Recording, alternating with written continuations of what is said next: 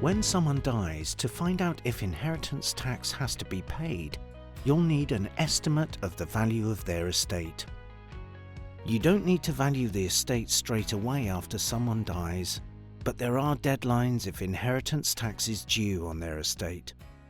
You can find out more about the deadlines in our video, How and When Do I Pay Inheritance Tax When Someone Has Died?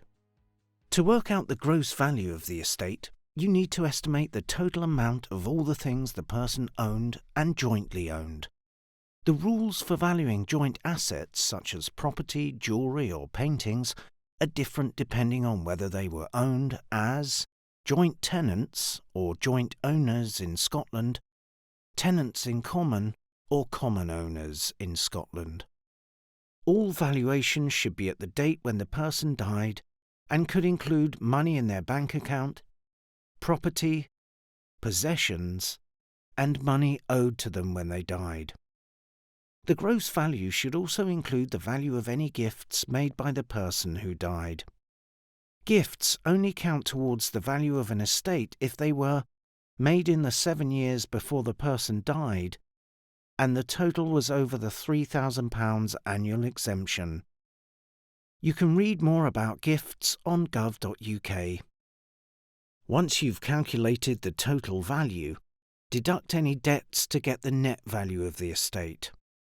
These might include outstanding credit card bills, their mortgage, or household bills.